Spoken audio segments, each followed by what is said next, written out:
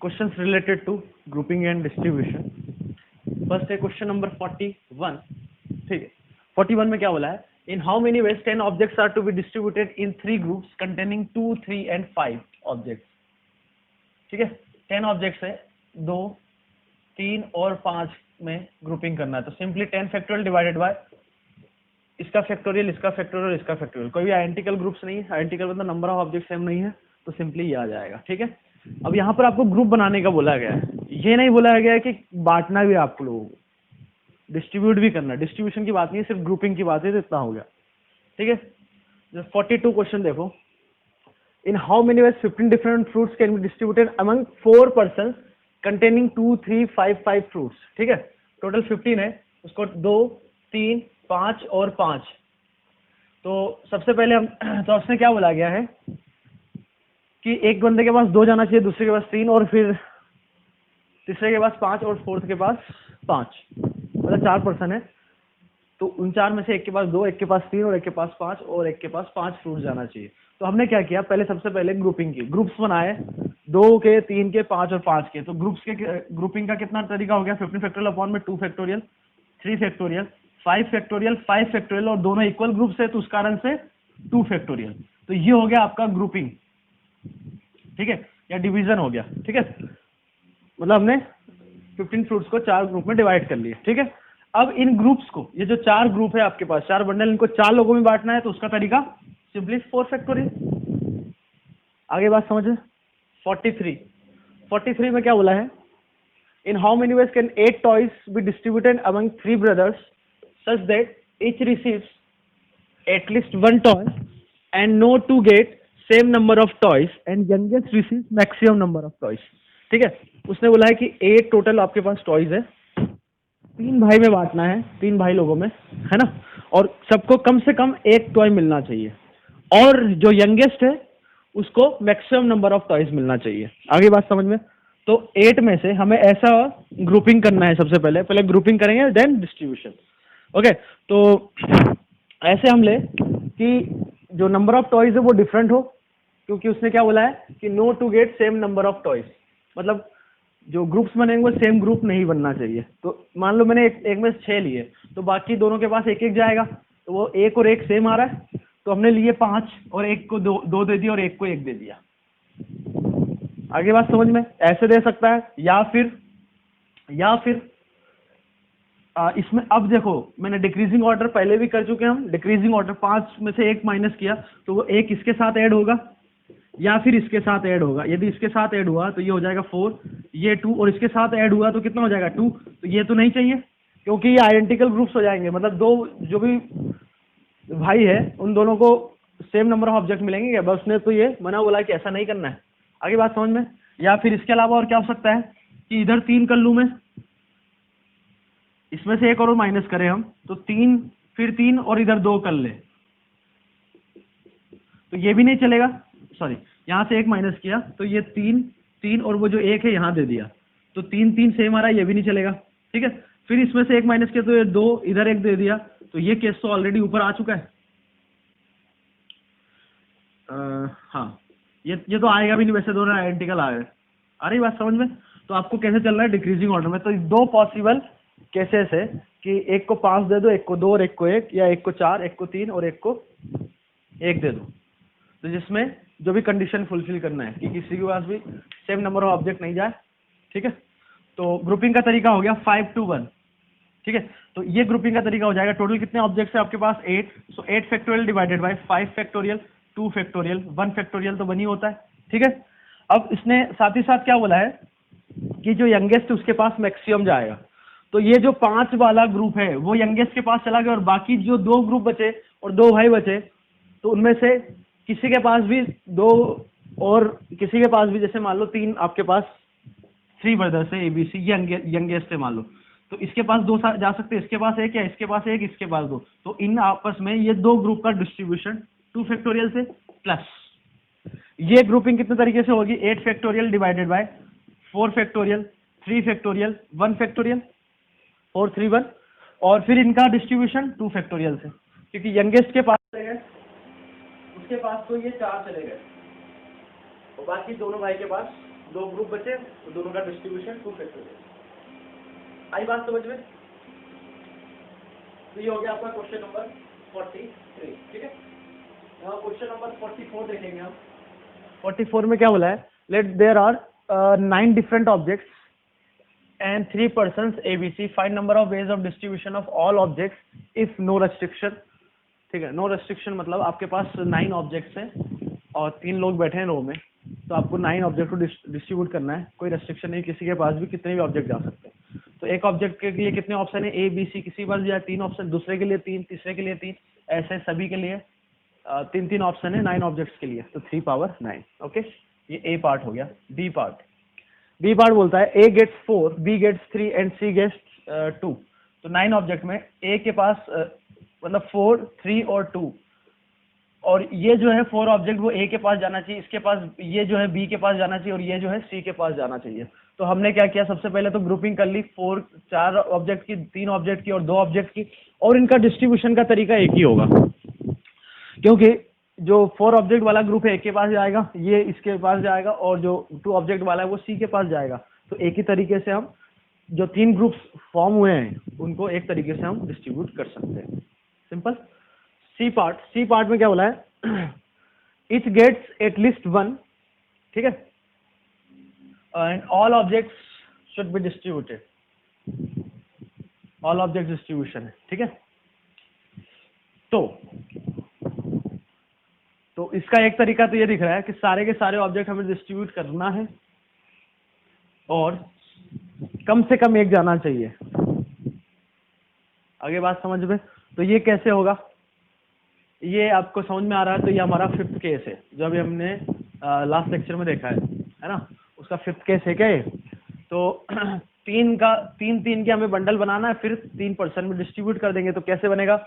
एक 7 ले लिया, एक 7 का ग्रुप बना लिया, एक का, फिर कम किया, कम से कम एक जाना चाहिए ना, तो 1 से स्टार्ट किया, फिर इससे कम किया तो इधर और इधर आ गया, फिर इससे कम किया तो 5, 2 और एक यहाँ ले लिया, या फिर 5, 3, 1 ये ले लिया, फिर कम किया।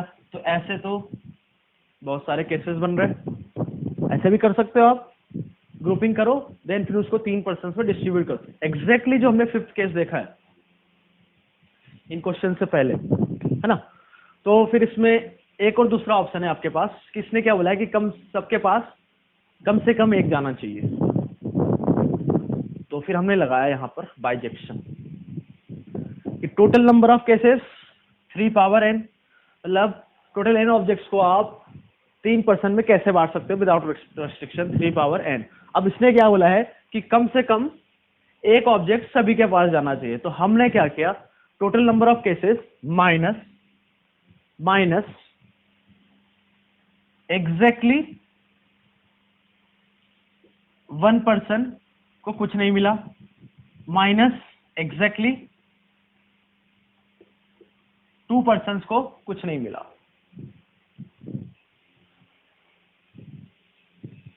बोलो, हमने क्या किया कि टोटल नंबर ऑफ केसेस जो है 3 पावर n है, इतने तरीके से हम डिस्ट्रीब्यूट कर सकते हैं, है ना। हमने उसमें से वो वाला केस माइनस कर दिया जब 3 में से एक बंदे को कुछ नहीं मिला, आगे बात समझ में। फिर 3 में से 2 बंदों को कुछ नहीं मिला, वो वाला केस माइनस कर दिया, आगे बात समझ में। तो एक बंदे को नहीं मिला तो 3% है, या तो ए को नहीं मिल सकता, बी और सी को मिल जाए, या बी को नहीं मिले और ए और सी को मिल जाए, बार मतलब उसको नहीं मिला, या फिर ए और बी को मिल जाए और सी को नहीं मिले। तो 3% में से कोई भी हमने एक ले लिया, जिसको नहीं मिला, वो मान लो ये वाला केस आ गया कि ए को नहीं मिला। अब जितने भी 9 ऑब्जेक्ट्स है वो कितने लोगों में बांटना है आपको? 2 लोगों में, बी और सी। तो 9 ऑब्जेक्ट्स को 2 लोगों में कितने तरीके से बांट सकते हो? 2 पावर 9 से, ओके, 2 पावर 9 से, मतलब सभी के पास 2 ऑप्शन है।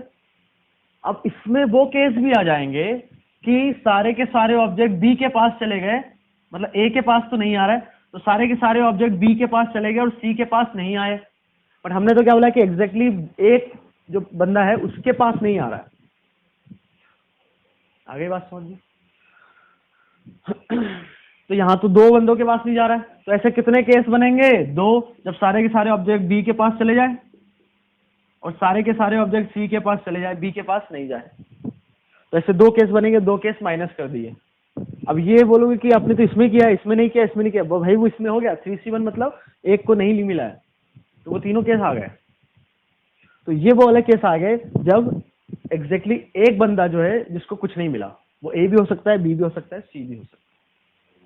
Okay, minus. अब एग्जैक्टली दो लोगों को कुछ नहीं मिला, तो दो लोगों को कुछ नहीं मिला तो वो हो सकता है ए और बी को नहीं मिले, सी को मिल जाए, ए को ना मिले, सी को ना मिले, बी को मिल जाए, ए को मिल जाए, बी और सी को नहीं मिले। तो तीन में से हमने दो बंदे ऐसे सेलेक्ट कर लिए जिनको नहीं मिल रहा है। फिर सारे के सारे ऑब्जेक्ट, जैसे वाला केस आ गया कि ए और बी को नहीं मिल रहा है, सारे के सारे ऑब्जेक्ट कहाँ जाएंगे, सी के पास। तो मतलब एक ऑब्जेक्ट से पूछा, उसके पास कितने ऑप्शन है, एक ही ऑप्शन है कि भाई सी के पास जा सकता है, दूसरे के पास भी एक ऑप्शन है, तीसरे के पास भी एक, चौथे के पास भी एक, पांचवें के पास भी एक। आगे बात समझो।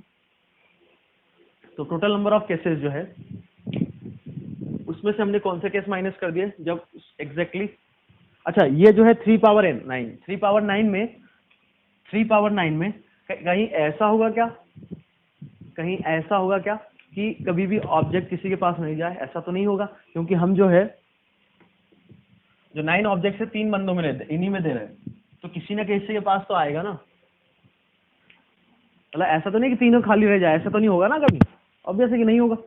जैसे पहला ऑब्जेक्ट किसी न किसी के पास जा रहा है, तो इनमें वो वाले केसेस हमने माइनस कर दिए जब कोई एक बंदा एग्जैक्टली खाली रह रहा है, वो इतने तरीके से, ठीक है, और दो बंदे खाली रह रहे हैं, वो वाले केस माइनस कर दिया। तो बच कौन से जाएंगे, जब तीनों के पास कुछ ना कुछ ऑब्जेक्ट जाएंगे, कम से कम एक ऑब्जेक्ट जाएंगे। आती है बात समझ में? तो ये वाला जो है मतलब ऐसा इस टाइप का सॉल्यूशन इससे आसान है ना, और समझने में भी कोई बड़ी बात नहीं है ना। नाउ डी पार्ट में इसने क्या बोला है,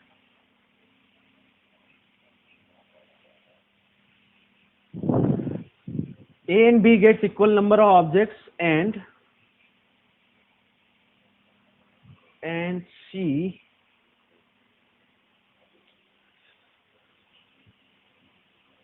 C gets at least one।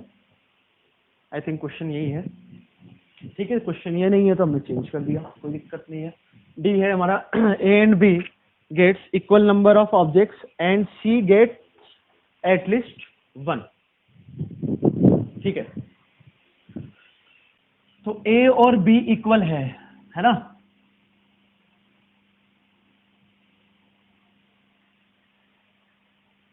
Equal number of objects बोला है ना, ठीक है।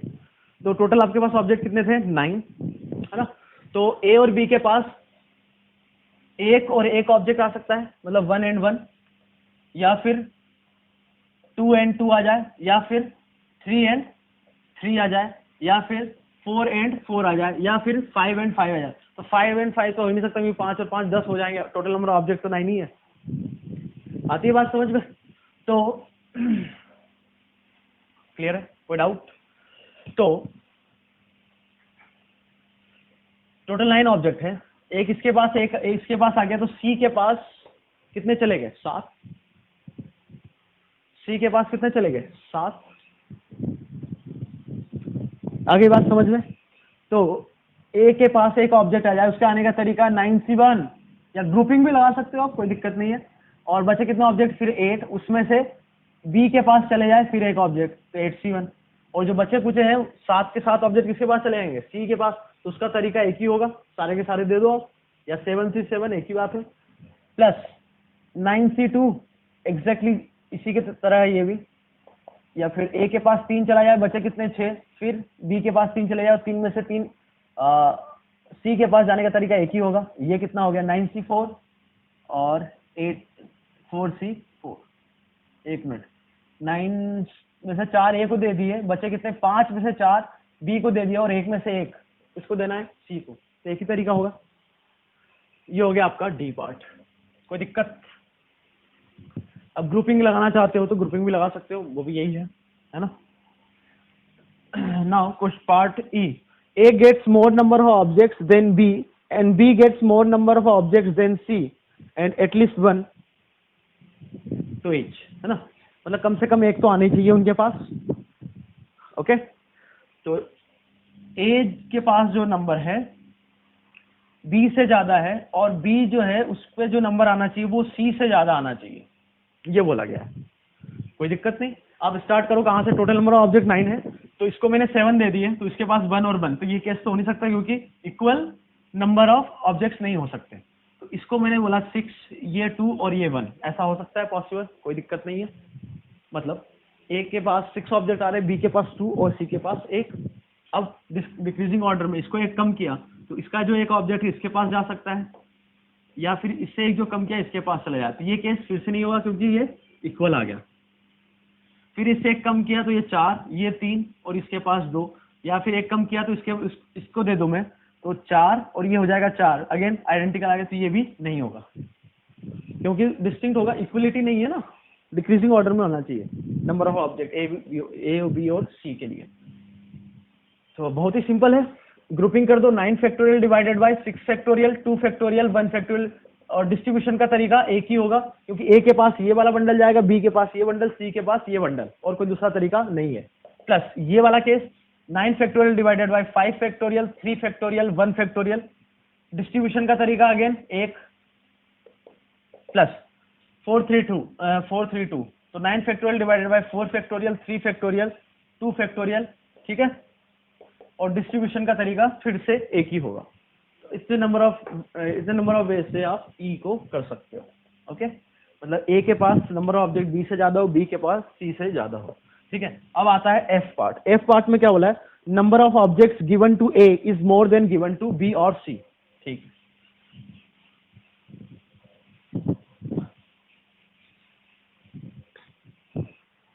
F, number of objects given to A, तो नंबर ऑफ ऑब्जेक्ट ए को जो मिल रहा है उसको हमने बोल दिया एन है, is more than given to B और सी, मतलब बी और सी तो जितने भी ऑब्जेक्ट मिल रहे हैं उससे ज्यादा ही होंगे ए के पास। तो क्या क्या हो सकता है कि इसके पास 7 आ जाए और उन दोनों के पास 1 और 1 आ जाए, मतलब ए बी और सी की बात कर रहे हैं हम, तो ए के पास 7 आ जाए, इनके पास एक आ जाए, कंडीशन फुलफिल हो रही है। इसके बाद 6 आ जाए, अच्छा, और सबको कम से कम एक मिलना चाहिए, ठीक है, क्योंकि 0 वाला केस भी हो सकता है ना, हम उसको हटा रहे हैं, तो यहां लिख लेना एटलीस्ट 1 ऑब्जेक्ट टू ईच, ठीक है। इसमें से एक कम किया तो वो एक जो है यहां जा सकता है और यहां जा सकता है। अब इसके अंदर इसको 1 मिल सकता है, इसको 2 मिल सकता है, तो वो भी चलेगा क्योंकि इसको तो 6 जा रहे हैं ना, और इसमें 1 1, इसको 1 जाए, इसको 2 जाए, इसको 2 जाए, इसको 1 जाए, एक ही बात, उसके लिए तो कंडीशन फुलफिल हो रही है, तो आपस में उनका डिस्ट्रीब्यूशन होगा। फिर इससे हमने एक कम किया 5, वो एक जो है इसके पास चला गया, तो 3 और 1 हो गया, तो वो 1 और 3 भी होगा, और जो एक कम किया वो इसके पास चले जाए तो 2 और 2 भी होगा, मतलब ऑब्जेक्ट्स का सम 9 हो रहा है हर केस में, ठीक है। फिर हमने इसमें से एक कम किया तो वो 4, और इसके पास एक चला गया तो 4, इसके पास एक चला गया तो 4 और 1, तो 4 और 4 इक्वल तो नहीं होंगे क्योंकि इसके पास नंबर ऑफ ऑब्जेक्ट हमेशा इन दोनों से ज्यादा होना चाहिए, इक्वल भी नहीं हो सकता, तो वो एक जो है हमने यहाँ रख दिया, तो वो हो गया 3 और 2, और आपस में फिर बी और सी में डिस्ट्रीब्यूशन होगा तो 2 और 3 का आ जाएगा। तो टोटल नंबर ऑफ केसेस कितने बन रहे हैं, 1, और इधर 2 तो 3, और ये 3 6 और ये 2 8 नंबर ऑफ केसेस बन रहे हैं। आगे बात समझ में, तो अब इनकी ग्रुपिंग कर दो, काम खत्म हो गया आपका, ठीक है। तो ये हो गया आपका टोटल 9 ऑब्जेक्ट्स थे, तो 9 factorial divided by 7 factorial, 1 factorial, 1 factorial, दोनों आइडेंटिकल है तो 2 फैक्टोरियल, दोनों आइडेंटिकल है तो 2 फैक्टोरियल, ठीक है। और इनका फिर बी और सी में अरेंजमेंट करना है। हमने क्या किया, एक 7 का बंडल बनाया और एक 1 का और एक 1 का बनाया, तो उसका बनाने का तरीका ये, अब ये जो 1 और 1 का बंडल है इनको कितने लोगों में बांटना है, 2 लोगों में, प्लस ये वाला केस एक 9 का बंडल, सॉरी टोटल तो 9 थे, एक 6 का बंडल, एक 2 का बंडल और एक 1 का बंडल, तो ये हो गया ग्रुपिंग, 3 बंडल बना लिए, तो 6 वाला तो ए के पास चला गया, और बचे कौन से, एक 2 का बंडल और एक 1 का बंडल है, उनको कितने लोगों में बांटना है, 2 लोगों में, बी और सी, तो बांटने का तरीका 2 फैक्टोरियल, मतलब ये दोनों केसेस इसमें आ गए 2 फैक्टोरियल। क्लियर? इधर 9 फैक्टोरियल डिवाइडेड बाय एक 3 का, एक 3 1 का है और एक 2 2 का है, तो 3 फैक्टोरियल 1 फैक्टोरियल, ठीक है। और सॉरी एक 5 भी तो आएगा, 5 फैक्टोरियल 3 फैक्टोरियल 1 फैक्टोरियल, ये ग्रुपिंग का तरीका हो गया। अब ये दो जो 3 और 1 का बंडल है उनको 2 लोगों में बांटना, मतलब 3 1 और 1 3 भी जा सकता है, तो बांटने का तरीका ये 2 फैक्टोरियल। आगे बात समझ में? प्लस 5 2 2 वाला भी इसी में आएगा, तो total 9 factorial divided by 5 factorial 2 factorial 2 factorial 2 factorial. ये किस कारण से कि ग्रुप साइज सेम है। आगे बात समझ में? अब ये 2 ग्रुप बन गए, ग्रुप बनने के बाद वो डिफरेंट होते हैं, ये ऑलरेडी हम बात कर चुके हैं। तो अब ये 2 ग्रुप को 2 लोगों में बांटने का तरीका 2 फैक्टोरियल। आगे बात समझ में? इस केस में टोटल 9 है, तो 9 factorial divided by 4 factorial 3 factorial 2 factorial. ये हमने ग्रुप साइज बना लिया, एक 3 का ग्रुप बन गया, एक 2 का ग्रुप बन गया, उनको बी और सी में बांटना है, तो कितने तरीके से बांट सकते हैं हम? 2 फैक्टोरियल। अब इन सबको ऐड कर दो तो आपका आंसर आ गया एफ पार्ट के लिए, ठीक है।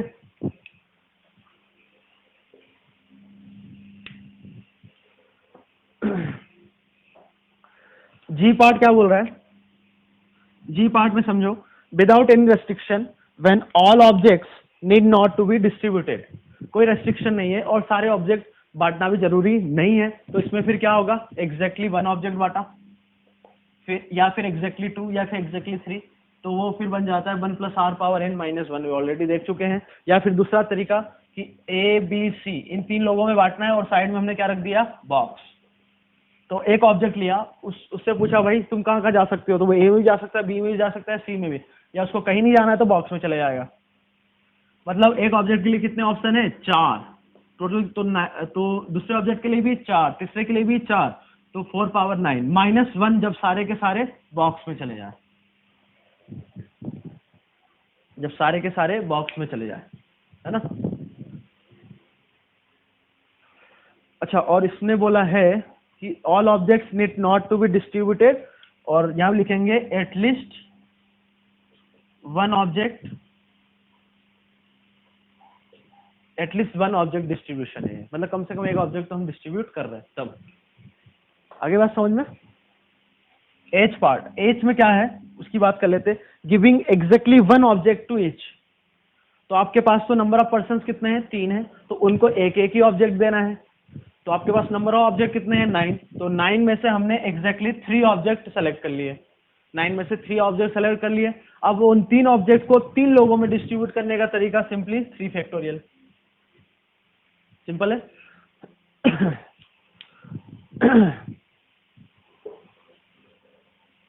Okay, now question number 45। Question number 45 देखो, समझना इसको क्या है। 9 persons enter a lift from ground floor of a building which stops in 10 floors excluding ground floor. If it is known that persons will leave lift in groups of 2, 3 and 4 in different floors, in how many ways this can be done? Okay क्या है question? Total 9 person है आपके पास, ठीक है। वो lift में entry मार रहे हैं ना, और जो लिफ्ट है 10 फ्लोर पे रुकेगी।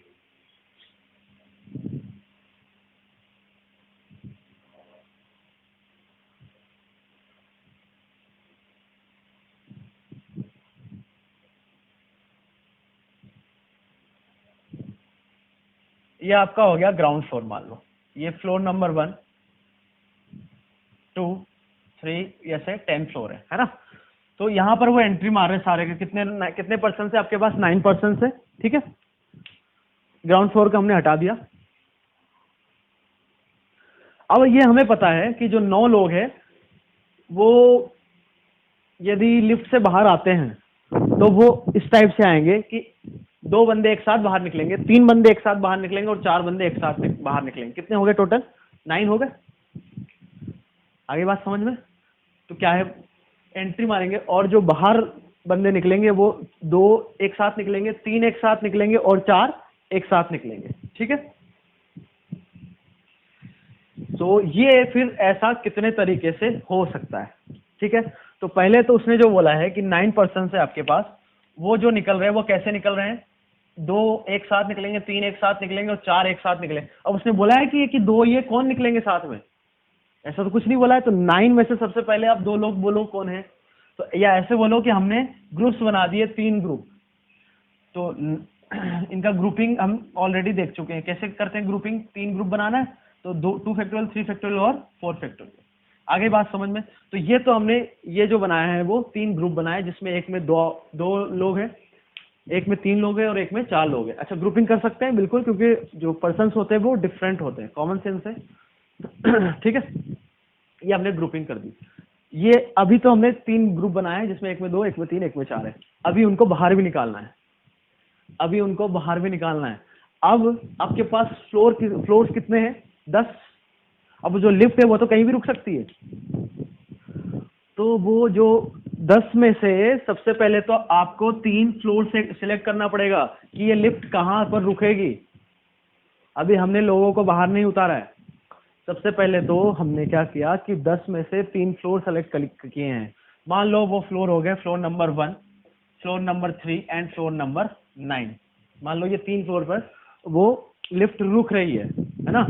तो फ्लोर 1 हो गया, 3 हो गया और 9 हो गया। तो यहाँ पर लिफ्ट रुक रही है, यहाँ पर रुक रही है और यहाँ पर रुक रही है, 3 पर रुक रही है ना, तो 3 ये वाला हुआ। ठीक है, वहां पर रुक रही है। अब वहां पर रुकने के बाद ये ग्रुप 1 मान लो, ये ग्रुप 2 है, ये ग्रुप 3 है। ग्रुप बनने के बाद तो अलग अलग हो जाते हैं। तो इस फ्लोर से कौन सा ग्रुप उतरेगा? वो ग्रुप 1 भी हो सकता है, ग्रुप 2 भी हो सकता है, ग्रुप 3 भी हो सकता है। यहाँ से भी कोई भी ग्रुप उतर सकता है, यहाँ से भी ग्रुप कोई भी उतर सकता है।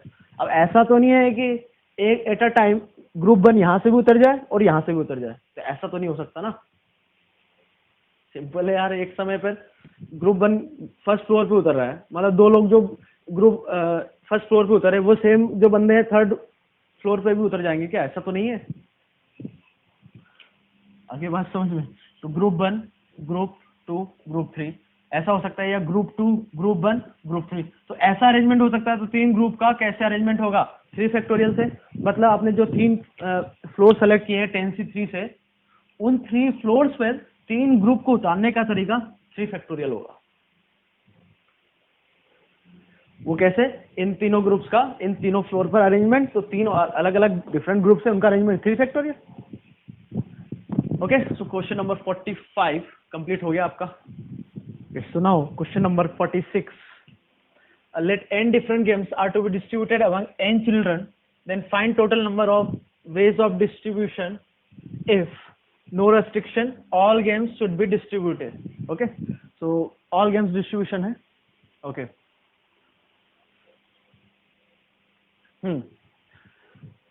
n पर्सन से आपके पास और n गेम से कोई भी रेस्ट्रिक्शन नहीं है, सारे के सारे डिस्ट्रीब्यूट करना है। तो आपके पास आपने एक गेम हाथ में लिया, n बच्चे हैं उनको, तो एक गेम को देने के तरीके n बच्चों में से किसी के पास भी चला जाए। ठीक है, दूसरा जो गेम लिया हमने हाथ में, फिर उसके पास कितने ऑप्शन है? n option. तीसरा गेम लिया फिर n ऑप्शन, तो n पावर n, तो सभी गेम के लिए कितने ऑप्शन होंगे? n n n n, तो n n कितनी बार आ गया? n times. Okay, second part बोला है no restriction but at least 1 should be distributed. At least 1 जैसी आ गया, इसके लिए 2 मेथड देखिए हमने। मेथड नंबर 1 ये है कि एग्जैक्टली 1 डिस्ट्रीब्यूट कर दे, तो n में से 1 लिया। कितने पर्सन से आपके पास कितने बच्चे हैं? एक बच्चा, तो एक बच्चा सॉरी n ऑब्जेक्ट लिया हमने, n में से 1 ऑब्जेक्ट लिया। ठीक है, अब वो ऑब्जेक्ट को हम कितने तरीके से दे सकते हैं? वो कोई किसी बच्चे को दे सकते हैं। तो आपके पास कितने नंबर ऑफ चिल्ड्रन है? वो n है। फिर ऐसे ही हमने 2 गेम्स लिए। अब वो 2 गेम के लिए कितने ऑप्शंस होंगे? एक गेम के लिए n ऑप्शन, 2 गेम के लिए n into n, that is n square. Similarly 3 object लिए, फिर 3 के लिए ऑप्शन कितने होंगे? एक के लिए n, दूसरे के लिए n, तो तीसरे के लिए भी n, तो n क्यूब। ठीक है, ऐसे ही n में से n आपने ऑब्जेक्ट ले लिए। ऑब्जेक्ट यहाँ पर क्या है? गेम्स है। ठीक है, अब सभी गेम्स के लिए कितने ऑप्शन है? एन एन एन, तो कितने हो गए? N power n. तो ये जो लिखा हुआ है ये 1 प्लस एन पावर एन का बाइनोमियल डिस्ट्रीब्यूशन है, एक्सेप्ट इसमें एक टर्म मिसिंग है, कौन सा? NC0 वाला। तो NC0 की वैल्यू कितनी होती है? 1, तो -1 कर दिया। ओके। या फिर दूसरा तरीका कौन सा हमने बताया था कि आप n पर्सन है और एक बॉक्स रख दो, एक बॉक्स रख दिया, एक हमने गेम लिया, उसके पास कितने ऑप्शंस होंगे? वो n चिल्ड्रन को दे सकता है प्लस एक बॉक्स को, तो कितने ऑप्शन हो गए? n+1 option. दूसरा जो गेम लिया हमने उसके लिए भी कितने ऑप्शन होंगे? n+1। तीसरा लिया उसके लिए भी ऑप्शन n+1। तो जो nth गेम होगा उसके लिए भी कितने ऑप्शन? n+1। तो ये कितनी बार आ गया? n times. इसमें से हमें वो केस माइनस करना पड़ेगा जब सारे के सारे गेम बॉक्स में चले गए। यदि सारे के सारे गेम बॉक्स में चले गए मतलब किसी बच्चे को कोई गेम नहीं मिला, पर उसने क्या बोला है कि at least 1 game should be distributed. Okay, तो ऐसे करो या ऐसे करो, बात एक ही है। थर्ड पार्ट, इसका थर्ड पार्ट क्या बोल रहा है? Giving 1 game to each, giving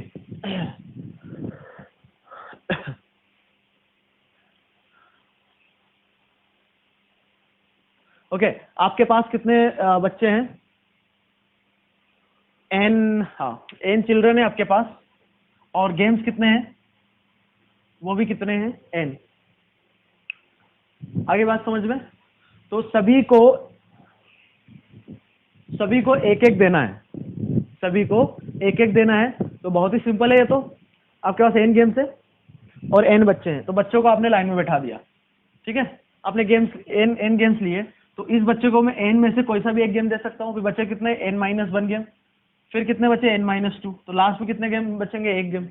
तो ये टोटल हो गया आपका n फैक्टोरियल। मतलब आपको यहाँ पर n टोटल गेम से n बच्चों में डिस्ट्रीब्यूट करना है, simply n factorial. Okay. Fourth part क्या बोल रहा है? Giving 1 game to each if 5 particular games are to be distributed among 5 particular children. ठीक है, यहां उसने बोला है कि आपके पास टोटल n गेम्स है और n बच्चे हैं, तो जो 5 गेम्स है, गेम 1, गेम 2, 3 और 4, मतलब पर्टिकुलर गेम बोले हैं इसने। तो 5 particular games that should be distributed between 5 particular children. मतलब जो 5 गेम सेलेक्टेड है, ऑलरेडी है। पर्टिकुलर का बोलने का मतलब है कि आपको ये पता है कि वो 5 गेम कौन से हैं। ऐसा नहीं करेंगे कि n में से 5 गेम लिए, ऐसा नहीं है। मतलब 5 गेम हमें पता है, वो इन 5 पर्टिकुलर जो चिल्ड्रन है ABCD, इनके पास जाना चाहिए। तो बचे कितने गेम? n-5। और पर्सन्स कितने बचे? n-5। तो बाकी इनमें चले जाएंगे। तो इन 5 गेम्स को 5 बच्चों में बांटने का तरीका 5 फैक्टोरियल, और इधर n-5 गेम्स से उनको n-5 बच्चों में बांटने का number of base n-5 factorial. हमें दोनों करना है, तो दोनों का क्या हो गया? मल्टीप्लीकेशन, क्योंकि हमें तो पूरा n गेम्स डिस्ट्रीब्यूट करना है। आगे बात समझ में? Okay, now fifth part, exactly 1 child gets no game. Okay, ये 4 पार्ट समझ में आ गया भाई?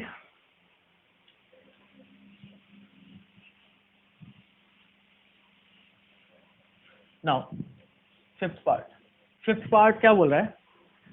Exactly 1 child gets no game distributing all. सारे के सारे हमें डिस्ट्रीब्यूट करना है, और सिर्फ एक बच्चे को कोई भी गेम नहीं मिलना चाहिए। आपके पास नंबर ऑफ गेम्स कितने थे?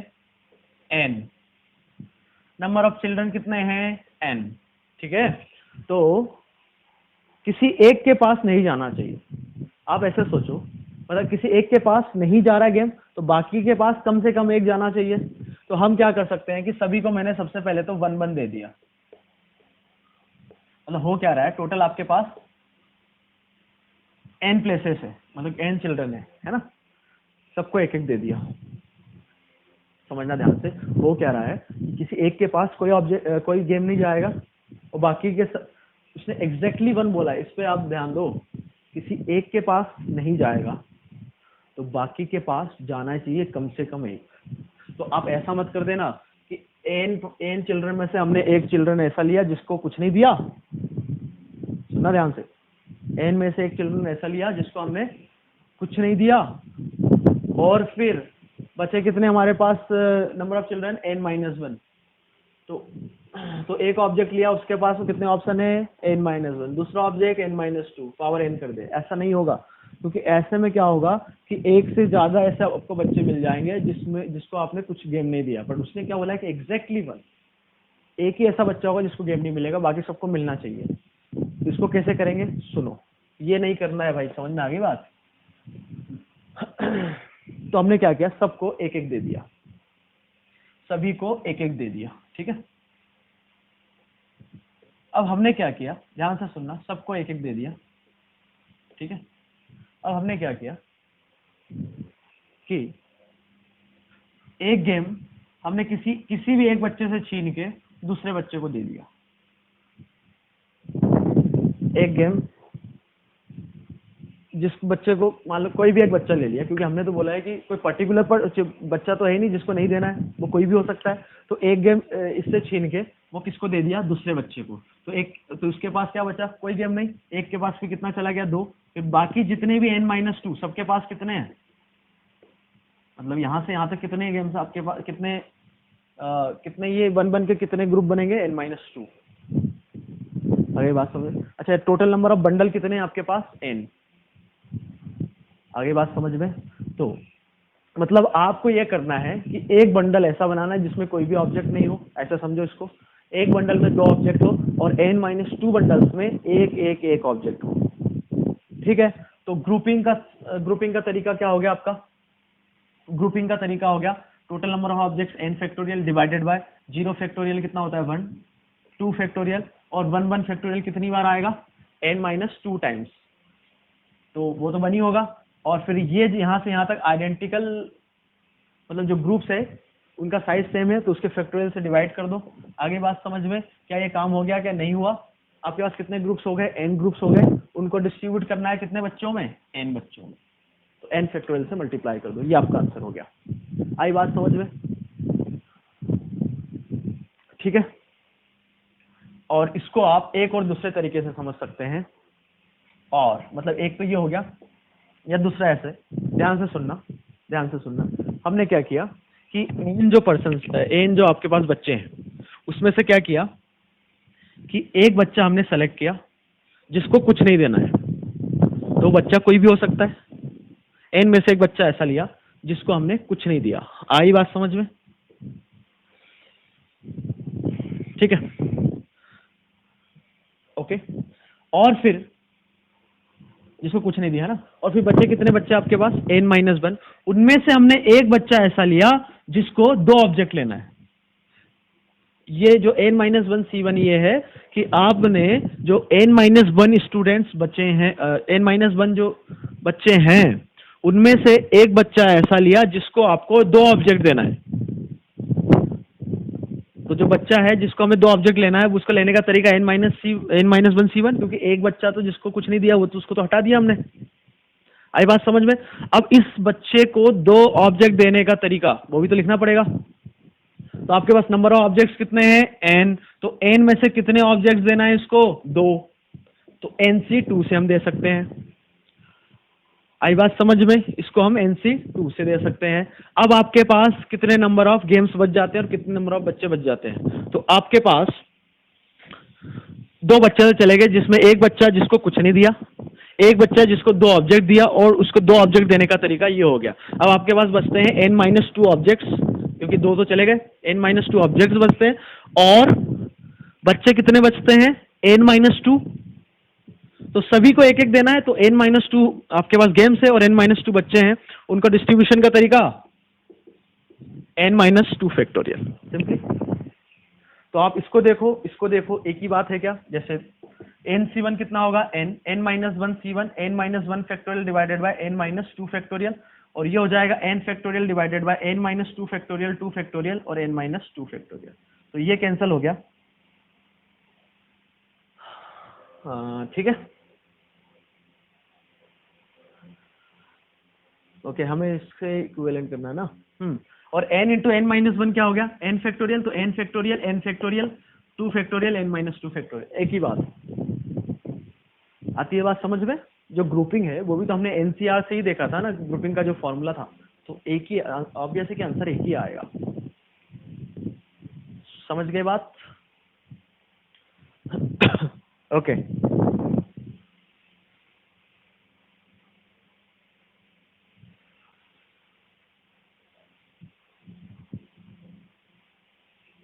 ओके अच्छा, इसको हम एक और तरीके से समझ सकते हैं।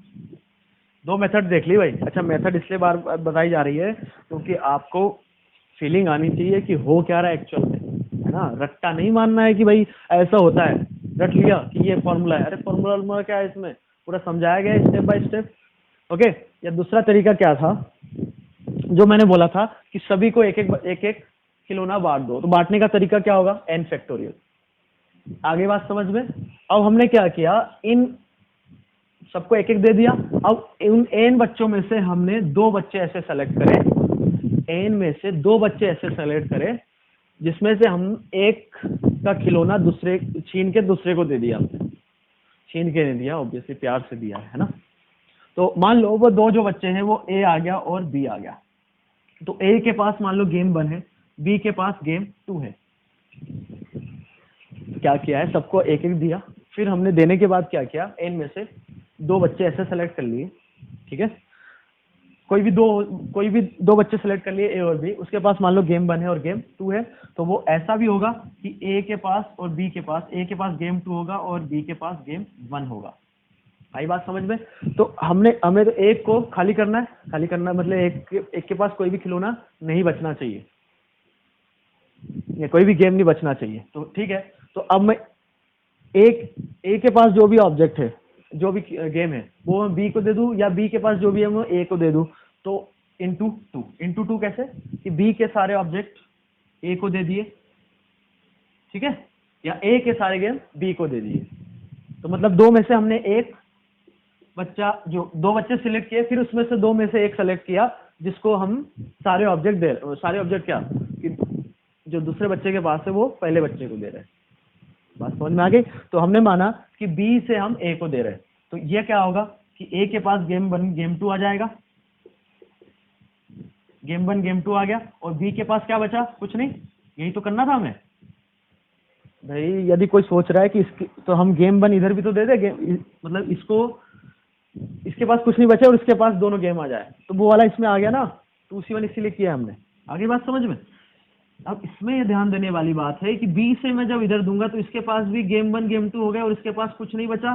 तो इसलिए आपको केसेस ये कितनी बार आएगा, या 2 बार आ रहा है, चाहिए कितनी बार, एक बार। तो इसलिए आपको हाफ से या मल्टीप्लाई करना, या ऐसे बोलो कि 2 से डिवाइड करना पड़ेगा भाई। क्योंकि n फैक्टोरियल में तो डिस्ट्रीब्यूशन ऐसा भी होगा कि जो दो गेम है इसके पास आएगा एक गेम इसके पास आएगा, मतलब गेम नंबर 2। तो ए के पास भी गेम नंबर 2 आ सकता है, बी के पास गेम नंबर 1 आ जाए, ऐसा भी तो हो सकता है।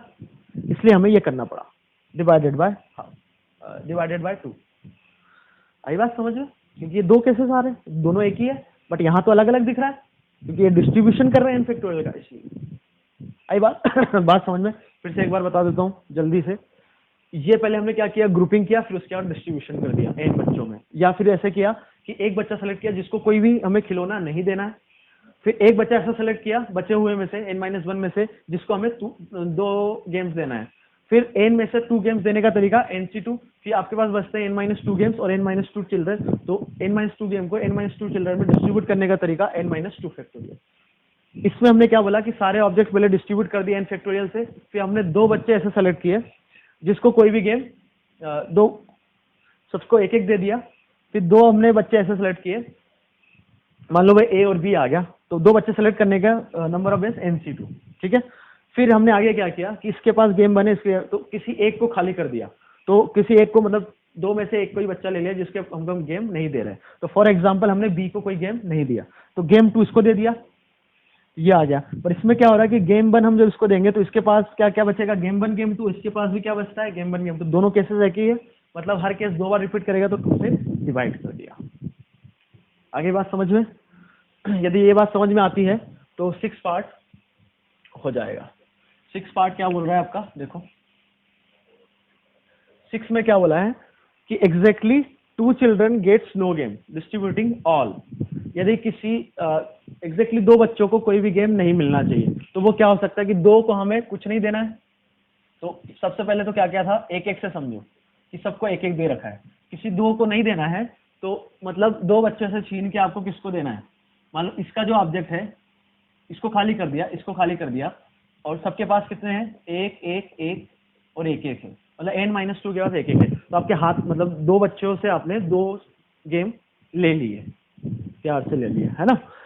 दो गेम अब हाथ में, अब वो दो गेम जो है मान लो हमने किसी एक ही बच्चे को दे दिए, या फिर दो तो खाली रखा और किसी दो को दो दो दे दिए, तो ये भी तो चल जाएगा भाई। क्या किया, एक एक था, मतलब जैसे ये बताया था ना, एक एक था, दो गेम हाथ में, तो हमने दोनों एक को दे दिए, तीन हो गए, या फिर एक इसको दे दिया, एक इसको दे दिया। आगे बात समझ में? तो दो केसेस बन रहे हैं कि किसी दो बच्चों को कुछ नहीं मिले और किसी एक को तीन मिल जाए, बाकी सबको एक एक मिले, या किसी दो को कुछ नहीं मिले और किसी दो बच्चों को दो दो मिल जाए और बाकी को कुछ नहीं मिले। आती है बात समझ में? तो इसको हम ग्रुपिंग से भी कर सकते हैं या फिर ऐसे भी कर सकते हैं। तो हमने क्या किया, सबसे पहले तो n में से दो बच्चे ऐसे सेलेक्ट किए जिसको कुछ नहीं दिया, फिर बचते कितने बच्चे हैं आपके पास, n-2, उसमें से एक बच्चा ऐसा लिया जिसको हमें तीनों ऑब्जेक्ट देना है। तो n में से तीनों ऑब्जेक्ट देने का तरीका nc3, मतलब n ऑब्जेक्ट है उसमें से तीन ऑब्जेक्ट किसको देना है, इस बंदे को जिसको सेलेक्ट किया हमने, तो वो तीन ऑब्जेक्ट देने का तरीका nc3। अब आपके पास बच जाते हैं n-3 गेम और n-3 चिल्ड्रन, क्योंकि यहां तक तो तीन बच्चों का काम हो गया। अब बचे n-3 चिल्ड्रन और गेम्स विद n-3, तो उनका डिस्ट्रीब्यूशन का तरीका सिंपली n-3 प्लस इधर क्या होगा, n में से दो बच्चे ऐसे लिए n में से दो बच्चे लिए जिनको हमें कोई भी गेम नहीं देना है। बचते कितने आपके पास बच्चे, n-2, उनमें से दो बच्चे हमने ऐसे लिए जिनको दो और दो ऑब्जेक्ट देना है। तो उनको दो ऑब्जेक्ट देने का तरीका, सबसे पहले जो ये जो बंदा है, एक बंदे को हमने दे दिए n में से दो ऑब्जेक्ट, फिर बचते कितने ऑब्जेक्ट है, n-2, उसमें से फिर दो ऑब्जेक्ट हमने जो दूसरे बंदे को दे दिए। यहाँ पर जो सिलेक्शन हुआ है, घबराना मत इतना एनसीआर देख के, यहाँ क्या किया है, दो बच्चे ऐसे सेलेक्ट किए जिसको कुछ नहीं देना है, फिर दो बच्चे ऐसे लिए हमने, बच्चे कितने n-2, उनमें से दो बच्चे ऐसे लिए जिसको दो और दो ऑब्जेक्ट देना है। तो दो और दो ऑब्जेक्ट देने का तरीका, एक को n में से दो में, n ऑब्जेक्ट में से दो ऑब्जेक्ट लेके दे दिए, जो दूसरा बंदा बचा, बचे कितने ऑब्जेक्ट, n-2, फिर उसमें से दो ऑब्जेक्ट दे दिए। अब आपके पास बचते कितने हैं, गेम्स कितने बच्चे हैं, चार गेम दे दिए, बचे गेम n-4, और चिल्ड्रन कितने बचे, n-4। तो n-4 गेम्स को n-4 चिल्ड्रन में देने का तरीका n-4 फैक्टोरियल। अब आपको इस मेथड से भी करना चाहते हो तो कर लो, या फिर ग्रुपिंग से कर लो, आंसर यदि क्रॉस चेक करना है तो ऐसे कर सकते हैं हम बाकी मेथड से। तो ये हो गया आपका 6 पार्ट, ठीक है। अच्छा क्वेश्चन है, 5th और 6 पार्ट अच्छा है, इसका स्टार लगा लेना भाई, यहाँ 5th और 6 लिखा था ना, अच्छे पार्ट हैं, ओके। इसी टाइप के क्वेश्चन में मजे आते हैं जेई को। जेई 47 की बात करते हैं, ओके। क्वेश्चन नंबर 47 में क्या बोला है, let 9 different games are to be distributed among 5 persons ABCD while giving at least one game to each. Find number of ways of distribution if no other restriction. Okay, आपके पास 9 games हैं, इसमें भी, इस question में भी game ही बोला था ना, ठीक है। 9 डिफरेंट गेम्स है, ओके। और कितने लोगों में डिस्ट्रीब्यूट करना है, A, B, C, D और E में, ठीक है। और क्या बोला गया है, at least one game to each, तो कम से कम एक जाना चाहिए सॉरी। तो सारे के सारे गेम डिस्ट्रीब्यूट करना है और नंबर ऑफ पर्सन्स कम है, इसका मतलब ग्रुपिंग। तो हमें 9 गेम को ऐसे डिवाइड करना है 5 ग्रुप में, ताकि सबके पास कम से कम एक रहे ऑब्जेक्ट, ठीक है। तो हो जाओ चालू। तो मान लो 4 के पास एक एक है, तो बचते कितने हैं, 5। तो टोटल नंबर ऑफ डिवीजन के जो केसेस बनेंगे वो कितने बनेंगे देख लेते हैं। तो एक 5 का बना ले, फिर 4 एक एक के बना ले। पहले बता चुका हूँ, डिक्रीजिंग ऑर्डर में चलोगे तो कोई भी केस नहीं भूलोगे। यदि आप सोचो कि ये होगा, मतलब रैंडमली सोच रहे हो, तो हो सकता है कि आप कोई केस मिस कर दो, ऐसा होता है ना। तो डिस्ट्रीब्यूशन डिवीजन का एक तो ये हो गया, है ना।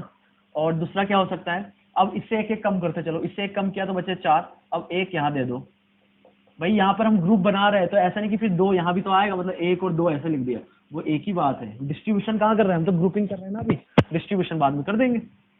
ये हो गया, ठीक है। फिर इससे हमने एक कम किया, यहाँ रखा, फिर एक और एक, ठीक है। जो हमने इससे एक कम किया वो यहाँ भी तो रख सकते हैं, तो 3 2 2 1 और 1, ये भी हो सकता है। फिर इससे एक कम किया तो 2 2 2, उसको यहाँ रखा तो 2 और 1, मतलब इससे एक कम करके यहाँ मत रख देना, ये 3 मत बना देना, तो ये तो कहीं ना कहीं आया ही होगा।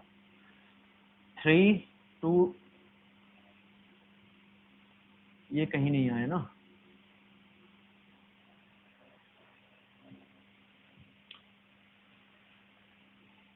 एक मिनट, ये जो हमने किया 4 3 3, ये हुआ ना। फिर इसके बाद एक कम किया,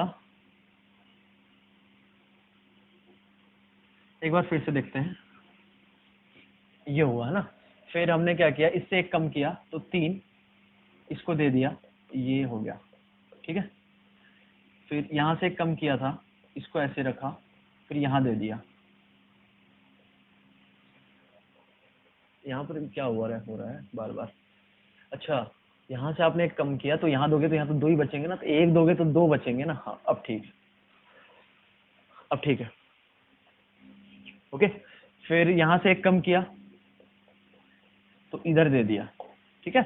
अब ऐसे मत करना, मैं जो बता रहा था कि इससे एक कम किया और यहाँ दे दिया तो ये बन गया, तो ये तो ऑलरेडी आ चुका है ना, कहाँ आया हुआ, जहाँ 1 3 और 2 ये है, तो ये तो दोनों एक ही बात है, क्योंकि हम ग्रुपिंग कर रहे हैं, मतलब ग्रुप्स बना रहे हैं।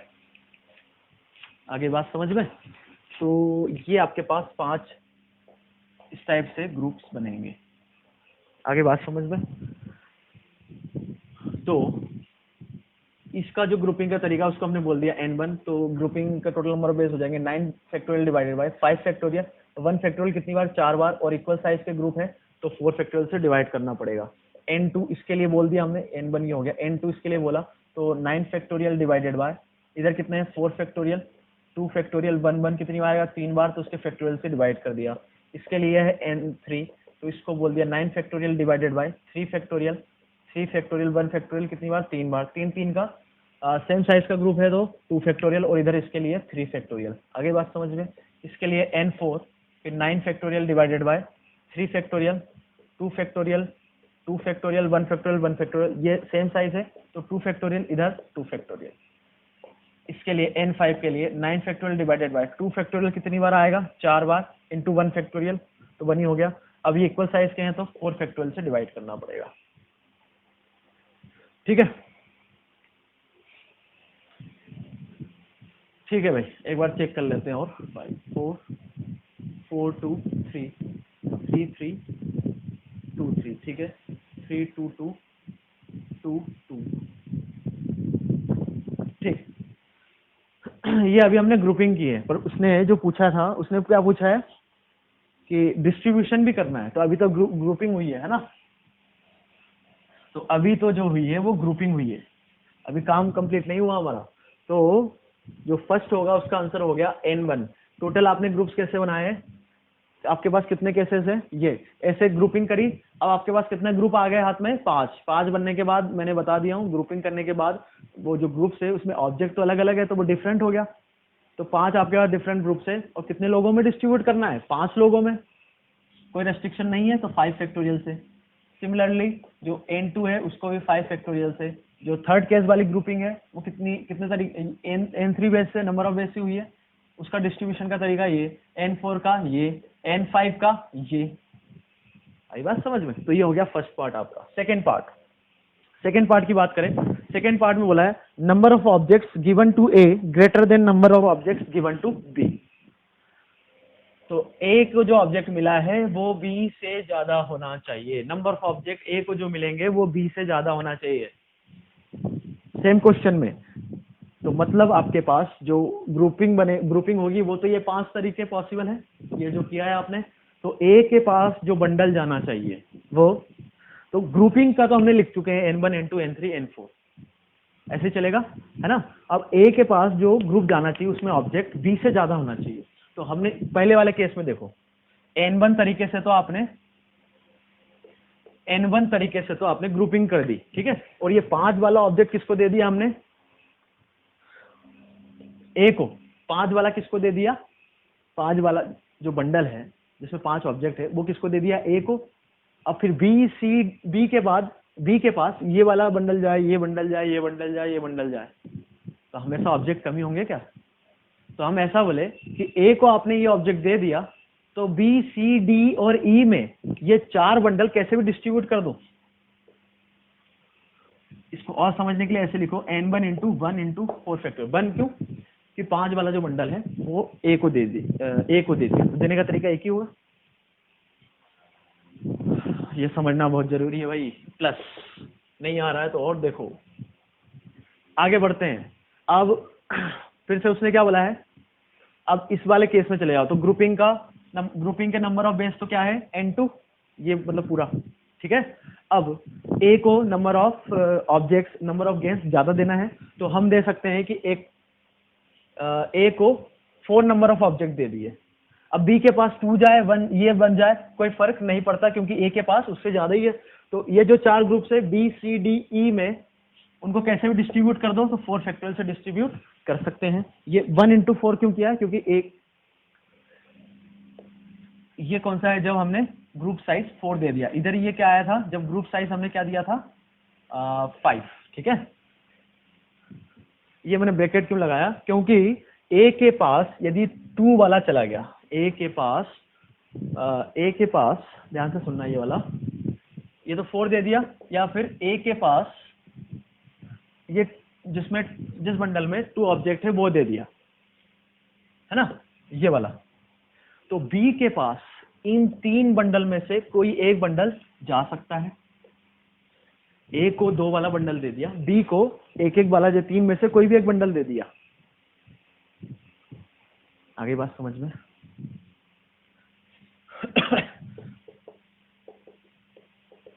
ठीक है, तो ए को हमने 2 वाला बंडल दे दिया, बी को 1 वाला बंडल दे दिया। अब सी, डी, ई में तो कोई रेस्ट्रिक्शन नहीं है, तो अब क्या 3 बंडल बचते हैं, 3 पर्सन्स बचते हैं, तो उनको डिस्ट्रीब्यूशन का तरीका 3 फैक्टोरियल। अब ए के पास 1 तो जा नहीं सकता क्योंकि बी के पास 1 से ज्यादा जाएगा या बराबर जाएगा, पर उसने तो क्या बोला है, ग्रेटर देन बोला है, इक्वलिटी भी नहीं है। प्लस तीसरा केस n3 वाला केस, तो ए के पास ये 2 ग्रुप में से कोई भी चले जाए तो 2C1 से जाएगा, मतलब इन 2 में से एक कोई ग्रुप ए के लिए ले लिया, और बी के लिए फिर पॉसिबिलिटी बचता है कि एक ऑब्जेक्ट वाला कोई भी ले ले। तो कितने बंडल है, 3, उसमें से एक बंडल किसको दे दिया, बी को। अब बचते हैं सी, डी, ई पर्सन, उस पर तो कोई रेस्ट्रिक्शन है नहीं, तो आपके पास 3 बंडल बचे, 3 पर्सन बचे। डिस्ट्रीब्यूशन का तरीका 3 फैक्टोरियल। ओके, ठीक है। प्लस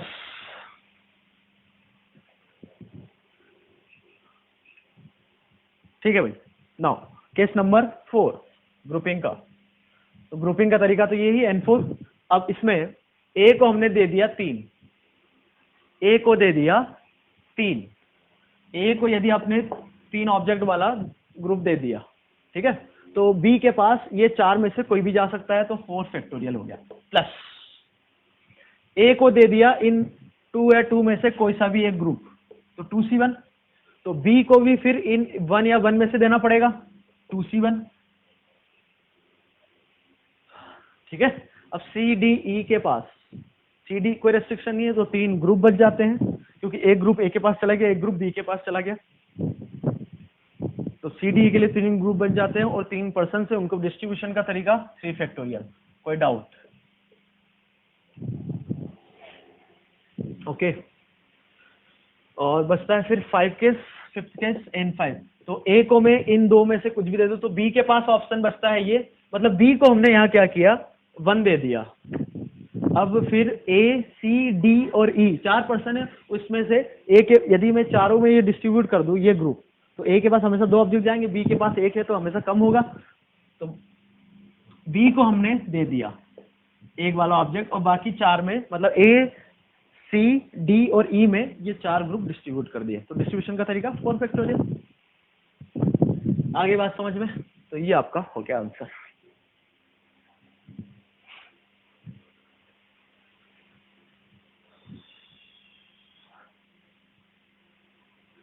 ठीक है, यहाँ पे 4 दिया था हमने, फिर 3, फिर 3 को बांट दिया है ना, फिर 2 दिए, फिर 3 में से 1 दिया इधर, फिर 3। डिस्ट्रीब्यूशन कैसे भी हो सकता है। फिर इसमें से 1 दिया, इसमें से बी को फिर 1 दिया, बाकी का 3 का डिस्ट्रीब्यूशन। ठीक है, ये आ गया आपका second. Now question number 3। Second समझ में आ गया?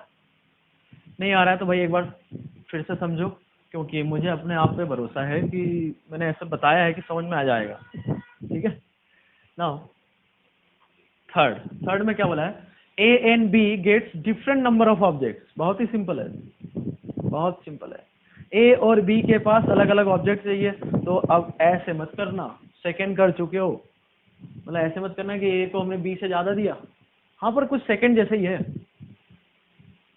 ए को बी से ज्यादा देना है, तो उसका कौन सा, ये सेकंड पार्ट में जो आंसर आया है वही हुआ। अब ज्यादा लोड मत लेना, मैं जो बता रहा हूं। मान लो मैं बोलूं आपसे कि बी को ए से ज्यादा नंबर ऑफ ऑब्जेक्ट मिले,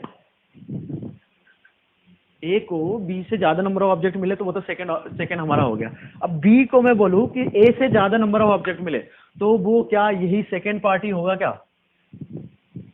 भाई मैं ए को ज्यादा दूं बी से या बी को ज्यादा दूं ए से, करना तो यही है हमें। तो थर्ड पार्ट का आपका आंसर हो गया 2 times of answer of part 1, 2 times of first part जो है वो हो गया आपका। फोर्थ पार्ट में क्या बोला है? A B and C gets different number of objects, all 3। एक मिनट, थर्ड में बोला है A and B gets different number of object, ये तो चलो ठीक है। हाँ, फोर्थ में बोला है कि ए बी सी तीनों के पास अलग अलग टाइप के ऑब्जेक्ट आना चाहिए। आई बात समझ में? तो वो कैसे आ सकता है, सुनो फिर से, आप आ जाओ यहाँ पर। यदि ए बी सी के पास नंबर ऑफ ऑब्जेक्ट अलग अलग होना चाहिए, तो यहाँ तो एक 5 का बंडल है और बाकी सब 1-1 के बंडल है, तो कभी भी पॉसिबल नहीं है कि ए बी सी के पास अलग अलग 3 टाइप के ऑब्जेक्ट हो जाए। तो फोर्थ के लिए ये केस पॉसिबल नहीं है। हाँ, बट यहाँ पर इस केस में तो सबसे पहले तो ऐसे ग्रुपिंग करने का तरीका कितना होगा? N2।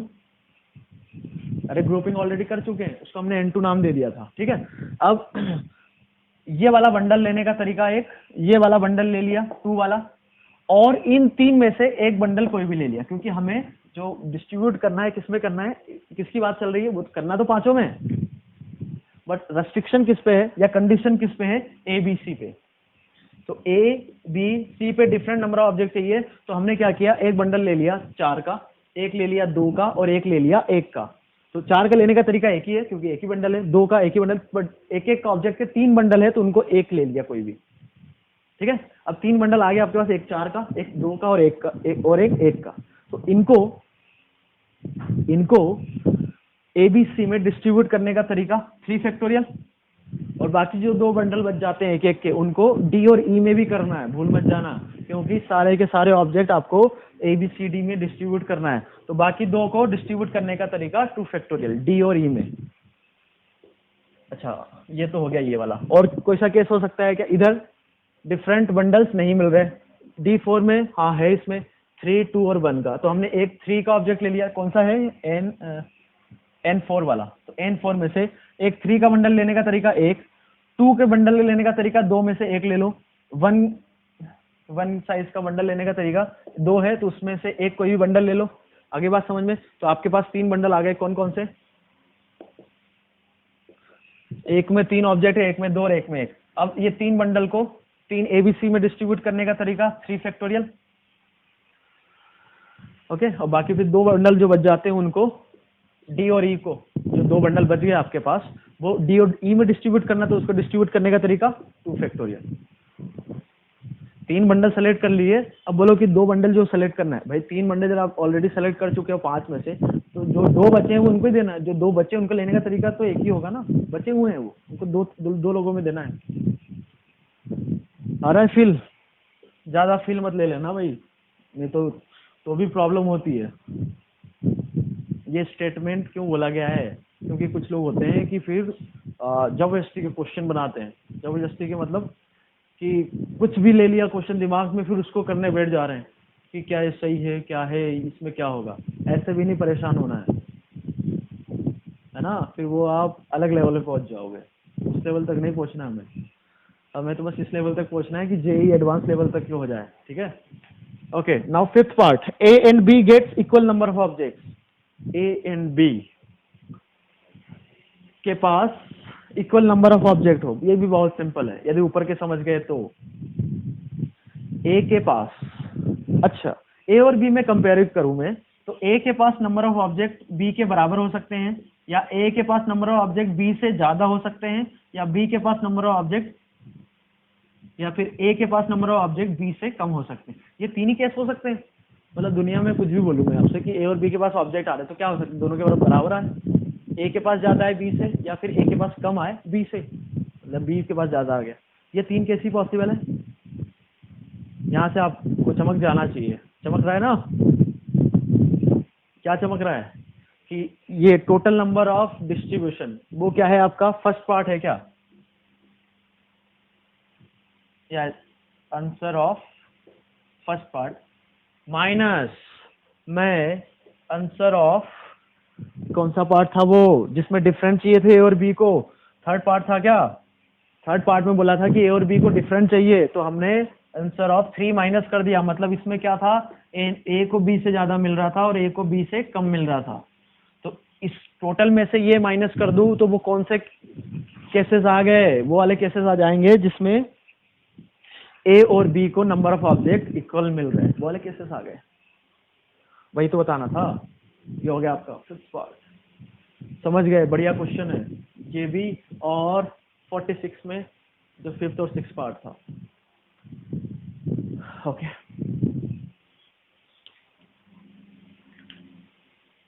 ओके।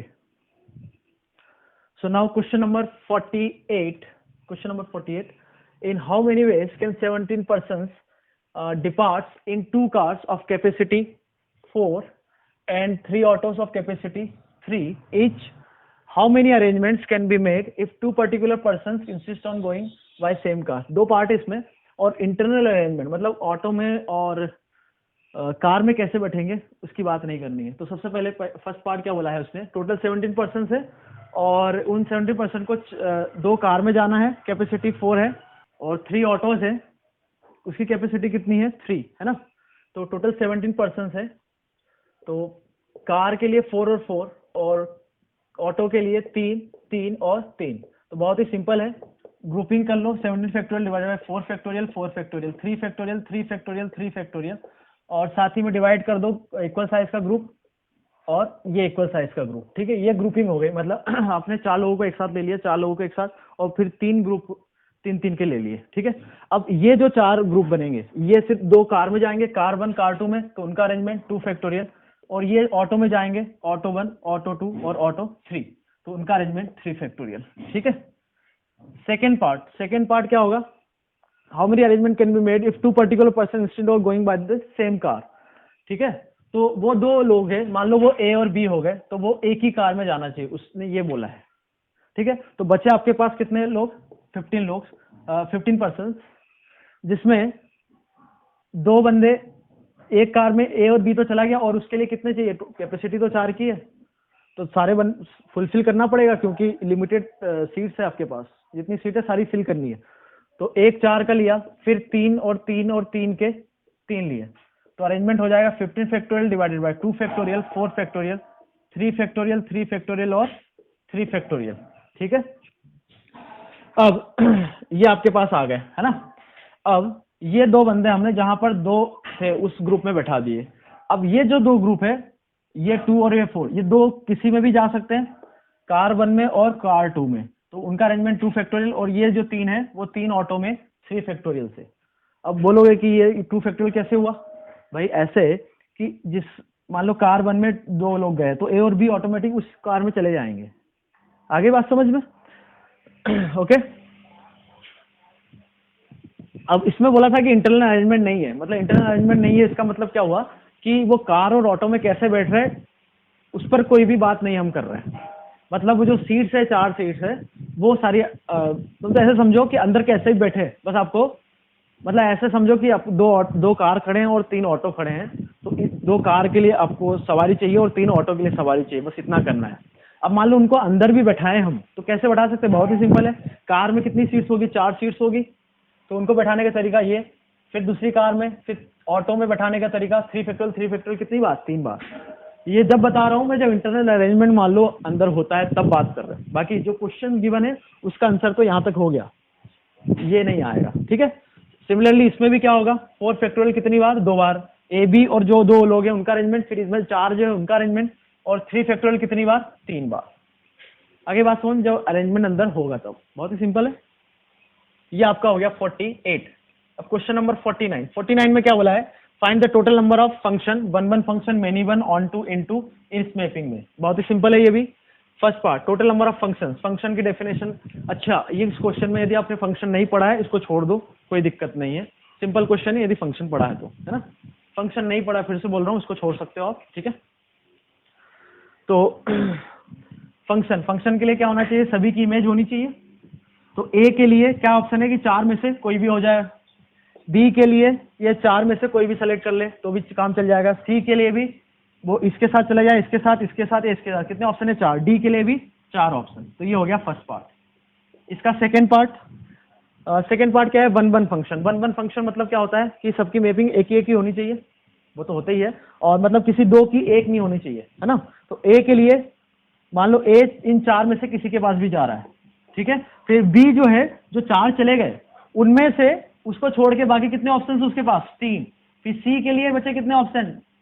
2। और डी के लिए कितने बचे? 1। या ऐसे बोलो कि 4 लोग हैं, 4 जगह डिस्ट्रीब्यूट करना है, 4 factorial. Okay. Third, many one निकालने के लिए हम बहुत ही सिंपल तरीका है कि total number of functions 4 power 4 minus many one, sorry minus one function. तो कौन से आ जाएंगे? मेनी वन फंक्शन, या तो वन होता है या मेनी वन होता है ना। फोर्थ, ऑन टू बताना है। ऑन टू बताना है आपको, है ना। ऑन टू में क्या होता है भाई कि जो कोड डोमेन है और वो रेंज सेम होनी चाहिए। मतलब इधर से हम ऐसे ले कि सारे इमेज आ जाए इधर से, इस सेट से। तो ए जो है 4 में से किसी के पास भी चला जाए, मान लो इसके पास चला गया। बी फिर 3 बचे उसके पास जाना चाहिए। सी जो 2 बचे उसके पास, और डी इसके पास, मतलब तभी आ सकता है। कितने हो गए? 4 फैक्टोरियल। आगे बात समझ में? मतलब ये तभी आएगा जब फंक्शन वन होगा, ऐसे ही बोल सकते हैं। मतलब सारे के सारे जो 20 सेट में है वो किसी न किसी की इमेज होनी चाहिए। तो वो एक ही पॉसिबल है जब ये हो जाएगा 4 फैक्टोरियल, है ना। और फिर फिफ्थ में क्या बोला? Into function. इनटू फंक्शन के लिए क्या करेंगे? बहुत ही सिंपल है, total function minus onto function. तो वो इनटू आ गया क्योंकि फंक्शन ऑन टू होता है या फिर इनटू होता है।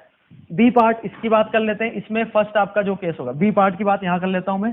फंक्शन ए के लिए कितने ऑप्शन है? 4। बी के लिए कितने ऑप्शन है? फिर 4। बी सी के लिए 4। तो कितनी बार आएंगे? यहाँ कितने एलिमेंट है? 5 है, तो 5 टाइम्स।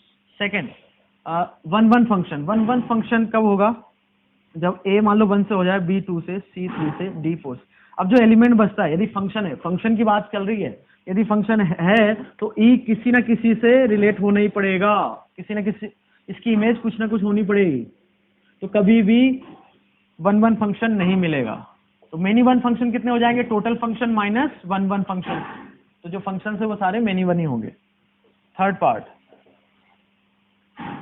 ये थर्ड था। अब फोर्थ पार्ट में क्या होगा कि onto function. Okay, onto function के लिए, ऑन टू फंक्शन क्या होगा? जैसे ये दे रखा है, ऑन टू फंक्शन है, मतलब जितने भी एलिमेंट है किसी न किसी की इमेज, कम से कम एक की इमेज तो हो, है ना। जैसे 4 जो है डी और ई की इमेज चल जाएगा। तो यहां पर आप क्या करो कि हमने क्या किया,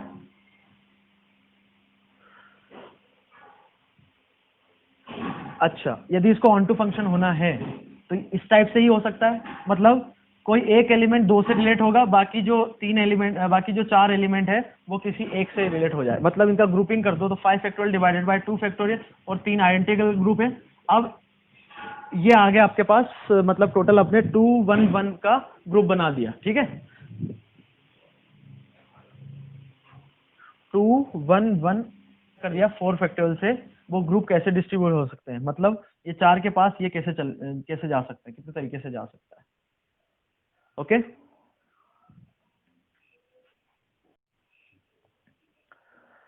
आगे बात समझ में। मतलब कोई एक 2 1 1 का मतलब ये है कि हमने क्या किया कि, एक बार फिर समझो इसको ऐसे कि मैंने बोला यहाँ पर कि जैसे इसके इसके लिए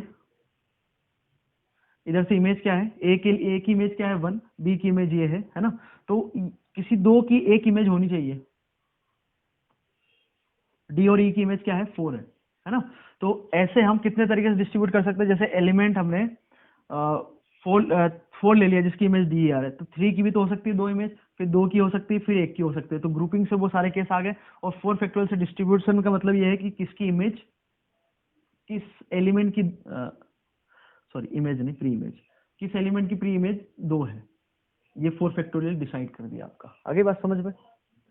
फिफ्थ पार्ट क्या है, ऑन इनटू फंक्शन, तो वो हो जाएगा टोटल कितने हैं 4 पावर 5 माइनस ऑन टू, तो फोर्थ केस। आगे बात समझ में। फोर्थ केस में एक बार डाउट है तो फिर बता देता हूं मैं कि हमें 2 1 1 1 का ग्रुपिंग बनानी है। मतलब इधर से 2 एलिमेंट एक साथ लेना पड़ेगा जिसके लिए इमेज सेम होगी, या इधर से एक एलिमेंट होगा जिसके लिए प्री इमेज 2 होंगी, बाकी सबके लिए प्री इमेज एक एक ही होनी पड़ेगी, है ना। तो हमने ग्रुपिंग बना ली 2 1 1 की, और फिर उनका डिस्ट्रीब्यूशन का तरीका, डिस्ट्रीब्यूशन मतलब कि किस एलिमेंट की प्री इमेज 2 है, तो वो एक की भी हो सकती है, 2 की भी, 3 की भी, 4 की भी, तो 4 फैक्टोरियल ऐसे समझो, है ना। मतलब एक की ये होगी तो फिर किस, जैसे मान लो इसके लिए ये है, तो अब 3 जो है, 3 की प्री इमेज ए भी हो सकती है, बी भी हो सकती है, तो वो टोटल कितने तरीके से अरेंज होगा 4 फैक्टोरियल से। ओके, अब एक और क्वेश्चन बच जाता है, क्वेश्चन नंबर 50। ये लेक्चर थोड़ा हमारा लेंदी हो गया, लेंदी नहीं, हाँ साइज तो ज्यादा ही है इसका, है ना, ज्यादा टाइम भी ले लिया इसमें। ठीक है भाई, question number 50, in how many ways 6 different balls be distributed among 3 boxes such that boxes are not empty if the boxes are different and boxes are identical। बहुत ही सिंपल क्वेश्चन है, ये कारण देने का ये है, ये जो 2 पार्ट बोले हैं। ठीक है, टोटल कितने बॉल्स है आपके पास 6 है ना, और 3 बॉक्स में 6 डिफरेंट बॉल्स है और उनको 3 बॉक्स में डिस्ट्रीब्यूट करनी है। ठीक है, तो 6 बॉल्स को डिस्ट्रीब्यूट करने का तरीका क्या हो सकता है कि, और अच्छा कोई भी बॉक्स खाली नहीं रहना चाहिए, तो 3 1 1 नहीं हो सकता, 3 1 1 हो सकता है क्या, नहीं हो सकता। तो हमें 4 और 4 1 1 लेना पड़ेगा, है ना, 4 और 1 1, और फिर इधर से एक कम किया तो 3 2 1, इधर से कम किया तो 2 2 और 2। Boxes are not empty, the boxes are different and boxes are identical, ये बोला गया है। आगे बात समझ में। ठीक है, तो इस टाइप से ग्रुपिंग हो सकती है। और कोई केस छूट रहा है क्या, और केस कोई नहीं छूट रहा है ना। तो सबसे पहले तो आप ग्रुपिंग कर दो, तो ग्रुपिंग का तरीका हो जाएगा इसका 6 फैक्टोरियल, मतलब यहाँ से ग्रुपिंग का तरीका उसको n1 बोल दिया, तो ये हो गया 6 factorial divided by 4 factorial into 2 factorial. आगे बात समझ में, इसको बोल दिया n2, तो ये हो जाएगा 6 factorial divided by 3 factorial 2 factorial. इधर बोल दिया n3, तो 6 फैक्टोरियल डिवाइडेड बाय 2 फैक्टोरियल कितनी बार, 3 बार, और आइडेंटिकल साइज सेम साइज है तो 3 फैक्टोरियल उस कारण से, है ना। अब फर्स्ट पार्ट कि बॉक्सेस डिफरेंट है। बॉक्सेस डिफरेंट का मतलब ये है कि 3 जो बॉक्स है उस पर कुछ नंबरिंग की है, या फिर ऐसे नाम दे दिया बॉक्स का A B C। तो क्या हो जाएगा डिस्ट्रीब्यूशन का तरीका n1, और 3 आपके पास ग्रुप है, 3 लोगों में बांटना है, तो ये हो जाएगा, दूसरे के लिए ये हो जाएगा, तीसरे के लिए ये हो जाएगा। अब उसने क्या बोला है सेकेंड पार्ट में कि बॉक्स यदि आइडेंटिकल है, बॉक्स यदि आइडेंटिकल है, बॉक्स आइडेंटिकल है, तो अब ग्रुप को, जो 3 ग्रुप है, अब किसी भी बॉक्स में रखो, एक ही बात है। मतलब ये तो वाली बात हो गई कि बॉक्स आप यहाँ पे नंबर नहीं दे रखा है, मतलब सेकंड केस में ऐसा, तो ग्रुप 1 इसमें जाए, ग्रुप 2 इसमें जाए, ग्रुप 3 इसमें जाए, या ग्रुप 3 इधर आ जाए, ग्रुप 2 इधर आ जाए, ग्रुप 1 इधर आ जाए, तो बॉक्स तो आइडेंटिकल है, कोई फर्क नहीं पड़ता। तो इसके लिए सिंपली हो जाएगा N1 + N2 + N3। ओके